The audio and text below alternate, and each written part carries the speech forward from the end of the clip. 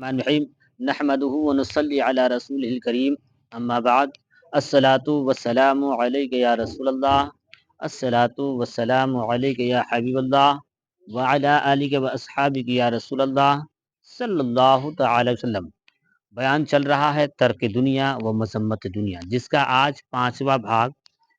پڑھا جا رہا ہے۔ دنیا کی محبت سب سے بڑا گناہ ہے۔ اللہ تعالیٰ نے حضرت موسیٰ علیہ الصلاۃ والسلام کی طرف وحی کی کہ اے موسیٰ، دنیا کی محبت میں مشغول نہ ہونا میری بارگاہ میں اس سے بڑا کوئی گناہ نہیں ہے۔ یعنی اللہ تعالیٰ نے موسیٰ علیہ السلام سے کہا کہ دنیا کی محبت میں مشغول مت ہو جانا، شغل مت، بالکل اسی میں مگن مت ہو جانا، اس لیے کہ اس سے بڑا کوئی گناہ میرے نزد نہیں ہے۔ اور روایت ہے کہ حضرت موسیٰ علیہ السلام ایک روتے ہوئے شخص کے پاس سے گزرے، جب واپس آئے تو وہ شخص ویسے ہی رو رہا تھا۔ موسیٰ علیہ السلام نے باری تعالیٰ میں عرض کیا، موسیٰ علیہ السلام باری تعالیٰ میں عرض کیا،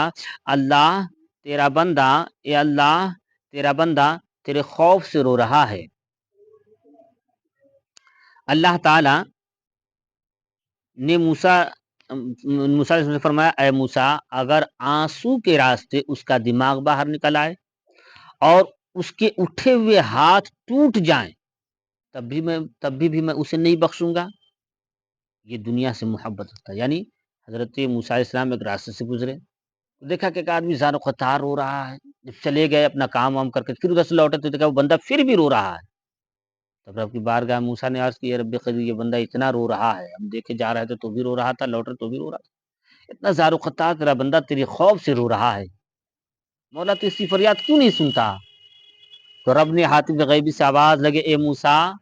اگر یہ آدمی روتے روتے اتنا روئے کہ آنسو کی جگہ اس کا دماغ باہر نکل جائے، کیا آنسو کی جگہ اس کا دماغ پگھل کر باہر نکل جائے، اور جو ہاتھ اٹھا ہوا نا اٹھے اٹھے ہاتھ ٹوٹ کے گر جائے، پھر بھی میں اسے نہیں بخشوں گا۔ موسیٰ علیہ السلام نے عرض کی، مولا یہ کون سی بڑی گناہ کر دیا؟ تو رب نے فرمایا کہ اس کے دل میں دنیا کی محبت ہے۔ کیا ہے؟ اس کے دل میں دنیا کی محبت ہے۔ اور حضرت علی رضی اللہ تعالیٰ کا قول سنیے، فرماتے ہیں کہ جس شخص میں 6 عادت ہوں گی وہ جہنم سے آزاد اور جنت کا مطلوب ہے۔ یعنی جہنم میں وہ نہیں جائے گا، دور ہو جائے گا، اور جنت میں وہ چلا جائے گا۔ کیا کیا ہے؟ اللہ تعالیٰ کو پہچان کر اس کی عبادت کی۔ کیا؟ اللہ تعالیٰ کو پہچانا جائے اور اس کے بعد اس کی عبادت کی جائے، اس کو ہم کہتے ہیں معرفت۔ اللہ کو پہچانا۔ اب اللہ کیسے اللہ تعالیٰ کو پہچانا یہ ہے کہ آپ ہر کام میں ہم یہ دیکھیں کہ ہم جو کام کر رہے ہیں اللہ مجھے دیکھ رہا ہے۔ ہم چاہے سو رہے ہیں، اٹھ رہے ہیں، بیٹھ رہے ہیں، کھا رہے ہیں، پی رہے ہیں، جو بھی کچھ کر رہے ہیں، یہ ذہن میں رکھیے کہ اللہ تعالیٰ میرا نگہبان ہے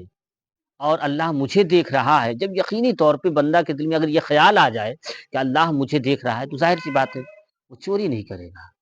اتنا سوچ لے گا تو کم تولے گا نہیں، اپنے بھائی بہن کو نہیں ستائے گا، وہ ماں باپ کی بھی خدمت کرے گا، وہ اڑوس پڑوس کی بھی عزت کرے گا، وہ سب کی حقوق کی پامالی نہیں کرے گا بلکہ سب کے حقوق کو بحال کرے گا۔ اس لیے اللہ کو پہچانیے اور اللہ کی بات، کیونکہ اللہ تعالیٰ کیا کہتا ہے؟ مظلوم پر ظلم مت کرو، جھوٹ نہ بولو، شراب کے قریب مت جاؤ، زنا کے قریب مت جاؤ، دنیا کے پیچھے مت۔ تو اللہ کو پہچانیے، اس کی عبادت کیجیے، اس لیے کہ اللہ ہی کی ذات وہ ہے جس کے سامنے انسان سر جھکاتا ہے۔ اب ذرا سوچیں، ناک رگڑنا زمین میں یہ کون ہے؟ لیکن ہم لوگ کہتے ہیں ہماری ناک، ہماری پیشانی، ہمارا سر کسی کے سامنے نہیں جھکتا۔ اے رب، بس تیری ذات ہے تو بس تیرے سامنے ہم ناک بھی رگڑ رہے ہیں، پیشانی بھی ڈال رہے ہیں، سر بھی جھکا رہے ہیں، بس تیری ذات۔ اللہ کو کہتے شیطان کو پہچان کر اس کی مخالفت کرنا۔ اب شیطان کو پہچاننا کیا؟ شیطان ابھارتا ہے کہ تم غلط کام کرو۔ شیطان چاہے ایسا شیطان کوئی بھی لباس میں آ سکتا ہے، مطلب دوستوں کی شکل میں شیطان آتا، چلو آج ہم چلتے ہیں مطلب فلم دیکھنے کے لیے، یا ہم چلتے ہیں غلط شراب پینے کے لیے، یا شیطانی پھر تو شیطان کو پہچانیے، اس کی مخالفت کیجیے، نہیں یہ کام غلط ہے تو غلط ہے، چاہے میرا اپنا ہی کیوں نہ ہو۔ اگر میرا کوئی اپنا آ کر شیطانی راہ پہ آ کر کے اگر وہ عقائد کے متعلق ہم کو بھڑکاتا ہے کہ سنو اللہ تعالیٰ جھوٹ بول سکتا ہے، یا دیگر کوئی بھی عقائد ہم سے گڑتا ہے، ہم سمجھے شیطانی فعل ہے۔ پھر اس کے بعد حق کو پہچان کر اس کی اتباع کرنا، یعنی یہ دیکھنا کہ دو آدمی ہیں، ہے نا؟ اب جو کہتے ہیں نا ہم کس کے پیچھے نماز پڑھے کہاں پڑھے سب حق نہیں، حق کو پہچانے کہ حق کس کے ساتھ ہے اس کی اتباع کیجیے، جیسا کہ حق اہل سنت والجماعت کے ساتھ ہے۔ میرے آقا صلی اللہ علیہ وسلم نے فرمایا کہ میری امت موسیٰ علیہ السلام کی امتی جو ہے 72 فرقیں بٹی تھی، میری امت 73 فرقیں بٹ جائے گی، لیکن ایک ہی فرقہ جنتی ہوگی، بقیہ سب جہنم میں۔ صحابہ نے پوچھا تو یا رسول اللہ وہ کون سا فرقہ ہوگا؟ کہا کہ جو میرے اور میرے صحابہ کی اتباع کرے، میرے اور میرے صحابہ کی اتباع کرے گا، یہ حق کی پہچاننا ہے۔ اب اسی راستے پر چل کر کے غوث اعظم، غریب نواز، مخدوم اشرف جہانگیر سمنانی، مخدوم کمال الدین یحییٰ مدنی، مخدوم شرفا بہاری اور تمام سلسلے والے جو ہے حق پہ راہ پر چل کر الحمدللہ آج تو ہم اس حق کو پہچانتے اتباع کرتے ہیں۔ ہم پہچانیں گے ہمارے بزرگوں، ہمارے اہل بیت اطہار یا کسی صحابہ کے خلاف اگر کوئی بول رہا ہے، نبی کے خلاف بول رہا ہے، یا کسی بزرگان دین کے قول و فعل پر اعتراض کر رہا ہے، یا امام اعظم ابو حنیفہ جو ہم حنفی المسلک ہیں، اب امام اعظم ان پر ہم بس تو ہم سمجھ گئے وہ یہ سب غلط ہے، ہمارا حق راستہ وہ ہے جو ہم حنفی ہیں۔ اچھا، باطل کو پہچان کر اس سے اجتناب کرنا، باطل کو پہچاننا ہے، باطل چاہے کسی بھی شکل میں ہو اس سے پہچاننا ہے، اور پہچان کر اس سے اجتناب پرہیز کر لینا ہے، یہ ہے۔ اور کہتے ہیں آخرت کو پہچان کر اس سے طلبگار ہونا۔ آخرت کو پہچاننے کی مراد یہ ہے کہ انسان یہ جانے کہ آخرت وہ دن ہوگا جس دن ہمارے ذرے ذرے کا حساب ہوگا، پتے پتے کا حساب، ایک ایک چیز کو کھولا جائے گا، رب سب چیز کو سامنے لے کر آئے گا، اس کو پہچانیے اور پھر اس کے طلبگار ہوئیے کہ رب جب میں محشر میں آؤں میرے عیب نہ کھولنا، مولا میرے ساتھ انصاف کرنا۔ اور وہ علامہ حسن رضا کہتے ہیں نا کہ عیب میرے نہ کھول، محشر میں نام ستار ہے تیرا یا رب۔ یہ دعا بھی کرنی چاہیے کہ کیونکہ اور حضرت حسن رضی اللہ عنہ کا قول ہے، یہ حضرت حسن امام حضرت علی رضی اللہ عنہ کے لڑکے ہیں، فاطمہ زہرا کے بیٹے ہیں، کہتے ہیں اللہ تعالیٰ نے ان لوگوں پر رحم فرمایا جس کے پاس دنیا امانت کے طور پر آئی اور انہوں نے اسے خیانت کے بغیر لوٹا دیا، اور اللہ کی بارگاہ میں بہت ہی مشکبار روانہ ہوئے۔ وہ کیا مطلب؟ یعنی ہم نے امانت کہتے کسے کی؟ ہم سب جانتے ہیں کہ امانت اسی چیز کو کہتے ہیں۔ امانت کی تعریف یہ ہوتی کہ ہم نے آپ کو مثال لے لیجئے کہ اگر ہم یہ چیز اگر یہ چارجر ہے، اگر ہم نے دیا کہ یہ آپ امانت کے طور پر رکھ لیں، ٹھیک ہے نا، تو اس کو آپ رکھ لیے، ہم اگر 50 سال کے بعد، 10 سال کے بعد، 20 سال کے بعد، 10 دن کے بعد اگر ہم مانگتے ہیں تو آپ اگر یہی چارجر ہم کو لوٹا رہے ہیں، یہی چیز، تب تو آپ امین ہیں، امانت دار ہیں۔ اگر آپ نے اس کو کیا کیا، اپنے یوز میں رکھ لیا، جب ہم نے مانگا مارکیٹ سے نیا خرید کے لا کے دیا، بلکہ اسی کمپنی کا دیا، سیم ٹو سیم دیا، لیکن پھر بھی آپ نے خیانت کیا۔ کیا کیا؟ خیانت کیا۔ کیا کیا؟ اللہ نے ہمیں دنیا اس لیے دیا کہ دنیا میں ہم آئے کس لیے؟ ہم اللہ کی اتباع، اللہ تعالیٰ کی عبادت کریں، اس کے پیغمبر کی اطاعت کریں، قرآن اور حدیث کی باتوں پر چلیں، ہم جھوٹ چگلی سے بچیں، جو اسلام کہتا ہے اسے، اور دنیا میں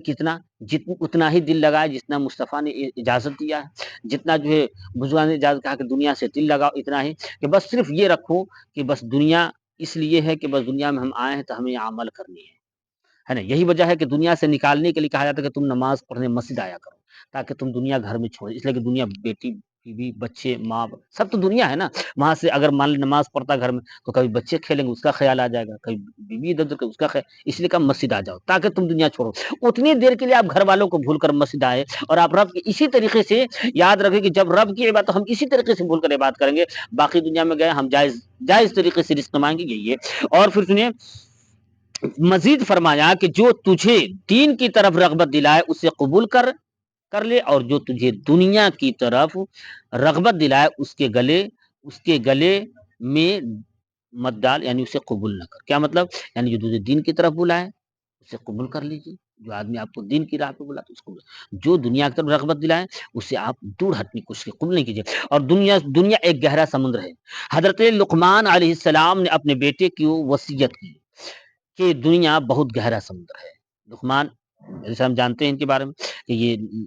مطلب اختلاف ہے کہ یہ پیغمبر تھے یا کیا تھے، لیکن اختلاف ہے، لیکن سب لقمان علیہ السلام، لیکن ایک بہت بڑے حکیم بھی تھے۔ اور آپ چلتے تو جڑی بوٹی بولتی تھی کہ ہم اس دوا میں کام کریں، یہ بڑی عقل مند آدمی تھے۔ کہتے ہیں کہ ایک فرماتے اپنے بیٹے سے وصیت کہ بیٹا یہ دنیا بڑا گہرا سمندر ہے نا، اور اس میں بہت لوگ غرق ہو گئے، بہت لوگ غرق ہو گئے، اس سے گزرنے کے لیے خوف خدا کی کشتی بنا، یعنی خدا کے ڈر کا کشتی بنا لے، ہمیشہ دل میں خدا کا ڈر بنا لے، اور اس کی میں اور جس میں بھراؤ ایمان خداوندی کا ہو، اور اس سے توکل کے راستوں پر چلا جاتا کہ نجات پائے، ورنہ نجات کی کوئی صورت نہیں ہے۔ مطلب یہ سلیمان علیہ السلام اپنے بیٹے سے کہتی ہے دنیا بہت بڑا گہرا سمندر ہے، اور اس کو اگر چاہتے ہو کہ ہم پار کر لے تو خوف خدا کی کشتی بناؤ، اور جس میں جو بھراؤ ہو وہ ایمان اور خدا بندی کا ہو، یعنی ایمان ایسا ہو جو ایک خدا کی وحدانیت کو قبول کرتا ہو، خدا بندی ایمان ہو، اور اسے توکل کے راستوں پر، یعنی ایک دم بالکل اعتماد کہ خدا ہے موجود ہے، ہر چیز کا خالق مالک وہی ہے، بیماری جو کچھ آتا ہے وہی دیتا ہے، شفا وہی دیتا ہے، ہمیں جس حال میں رکھے گا وہی رکھتا ہے، دنیا کی کوئی طاقت ہمیں پریشان نہیں کر سکتی، موت برحق ہے، یہ توکل رکھنا ہے، ہمیں دنیا کوئی چیز پریشان نہیں کر، کوئی چیز ہمیں مصیبت میں نہیں جائے، ہاں جتنا ہمیں پرہیز کرنے کی ہم پرہیز کریں گے، ورنہ ہمیں کوئی دقت کوئی پریشان نہیں کر سکتا، اور اسی راستوں پر چلیے، اسی میں نجات ہے، ورنہ نجات کی کوئی صورت نہیں ہے، یہ دنیا ہے نا۔ اور حضرت فضیل رحمۃ اللہ تعالی قول ہے کہ میں اس ارشاد ربانی میں بلا شبہ ہم نے زمین کی چیزوں کو زمین کے لیے زینت بنا دیا ہے نا، تاکہ آزمائے کون اچھے عمل کرتا ہے، اور ہم ان چیزوں کو بنجر تعمل زراعت بنانے والے ہیں، بہت غور فکر کرتا ہوں۔ ایک حکیم کا قول ہے کہ تجھے دنیا میں جو کچھ ملا ہے، تجھ سے پہلے بھی کچھ لوگوں کو اس کے مالک بنے تھے، تیرے بعد بھی اور لوگ اس کے مالک بنیں گے، تیرے لیے دنیا صبح شام کی روٹی ہے، اس روٹی کے لیے خود کو ہلاک میں نہ ڈال، دنیا سے روزہ رکھ اور آخرت پر افطار کر، سبحان اللہ ہے، اور دنیا کا مال خواہشات میں اور ان کا منافع نار جہنم میں ہے۔ کیا مطلب؟ یعنی یہ سب سنیے، دنیا کتنا گہرا سمندر ہے کہ آپ جانتے ہیں کہ اس دنیا میں ابلیس سے بڑا کوئی عابد نہیں تھا، اسے بھی غرق کر دیا، فرعون اپنے آپ کو بادشاہ کا غرق ہو گیا، نمرود حمان ہے، ضحاک ہے، شداد ہے، بہت سارے لوگ ایسے ہیں دنیا میں آئے چل، بڑے بڑے دارا پہلوان طاقت ایک سے ایک آئے ہے نا، اور چلے گئے۔ کہتے ہیں کہ دنیا کو اللہ تعالیٰ نے زینت بنایا کہ اس میں ساری چیزیں دیکھتے ہیں، کون اس میں اچھا عمل کرتا ہے، کون اس میں خراب عمل کرتا ہے، کس کے ساتھ کیا ہوتا ہے، کہتے ہیں اس میں جتنی بھی زراعت ہم نے پیداوار جو ہم نے بنائی، کہیں پر بنجر بنایا تاکہ اس پہ آدمی غور کرے، فکر کرے کہ یہ زمین بنجر کیوں ہوئی، یہاں سے لہلہاتی جو ہے پھول پودے کیوں اگ رہے ہیں، اس پہ غور کرنے کی چیز ہے، اس لیے کہ اور یاد یہ بھی رکھنے کی ہے کہ سنیے، ایک مالک، آج اس دنیا کا مالک آپ ہے، کل دوسرا ہوگا، مطلب آج کسی کی بادشاہت، کل دوسرا بادشاہ، کوئی تیسرا، سب کے لیے ہے نا، یہ ہمارے لیے نہیں، سب کے لیے ایسا ہے، دنیا میں آج کوئی اب سب بادشاہ بنے، اور اس طرح کہتے ہیں کہ اسی لیے کہا جاتا ہے مالک، کہتے تیرے لیے دنیا میں صبح و شام ایک روٹی، اس شام کی روٹی ہے، اس روٹی کے لیے خود کو ہلاک نہ ڈال، بلکہ صرف ایک روٹی ہے، اس روٹی کے لیے اپنے ہلاک مت ڈالیے، بلکہ یہ دیکھیں کہ دنیا میں روزہ رکھیے اور آخرت میں افطار کیجیے، یہی یاد اس سے مراد یہ ہے کہ آپ کو عقل حلال جتنا زیادہ ہو کھائیے اور اسی پر اکتفا کیجیے، بقیہ چیزیں خواہشات میں، آپ خواہش کہتی ہے کہ ہمیں مطلب آج یہ کھانا ہے، ہمارے پاس پیسہ نہیں تو پھر کیا کریں گے، چوری کریں گے، جھوٹ بولیں گے، ہم کسی کے حق ماریں گے، نہیں، جتنا اللہ نے دی بس صبر کیجیے، اور نمک روٹی ہی کھائیے لیکن عقل حلال کھائیے، تاکہ دنیا میں پھر اس لیے کہ اگلے عقل حلال اگر آپ نے کھا لیا، جنت میں وہ میوات ملیں گے جس کو آپ سوچ نہیں سکتے تھے، جنت میں وہ گھر ملیں گے جس کو آپ سوچ نہیں سکتے ہیں، جنت میں ایسی چیزیں ملیں گی پینے کو جو آپ سوچ نہیں سکتے تھے، کیونکہ جنت کی ایک ایک چیز ایسی ہے، جس سونا اور چاندی کے لیے ہم مرتے ہیں نا، جنت میں تو یہی سونا چاندی کے محلات مل جائیں گے، جنت میں حور و جواہر، اور ایک ایک آدمی کا جو ایک ایک آدمی، آج ہم ایک کٹھا آدھا کٹھا زمین کے لیے بھائی بھائی کو مار دیتے ہیں نا،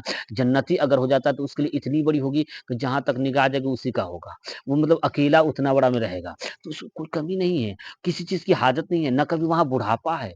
نہ کبھی وہاں کچھ نہیں، کبھی سر میں درد بھی نہیں ہوگی، کبھی بیماری پریشانی نہ ہوگی، کبھی کچھ ہونے والی بات نہیں ہے وہاں، اگر دل میں خواہش کیا کہ ہم کو یہ چاہیے، دل میں خواہش ظاہر ہوا اسی وقت وہ چیز حاضر ہو جائیں گی، یہ جنت اسی کو کہتے ہیں،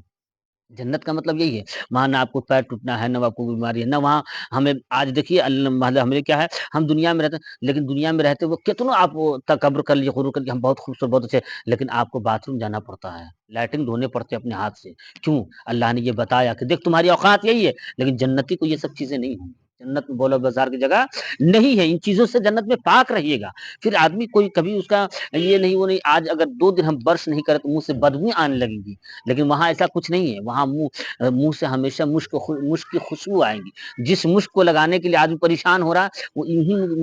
مشک کی خوشبو انسان کے چہرے اور جو ہے ہم لوگ ایک سیکنڈ میں اپنے چہرے کو لائٹ میں ملاتے ہیں نا، جنت میں جانے کے بعد انسان کہا گیا کہ ایک جنتی انسان کا چہرہ اس قدر چمکے گا، اس قدر چمکے گا کہ جیسے کہ اس کے چہرے پر اگر 70 تہ کپڑا ڈال دیا جائے اور پھر بھی اس کا چہرہ دیکھا جائے گا تو خوبصورتی ہی نظر آئے گا، سبحان اتنا خوبصورت، تو وہ جنتی ہے۔ تو جنت کے لیے سوچیے، اسی لیے کہا کہ دنیا بس ایک روٹی کی طرح ہے، اس کے لیے اپنے آپ کو ہلاک مت کیجیے، دنیا بس یہ سکے کہ دنیا میں روزہ رکھیے، آخرت پہ افطار کیجیے، اور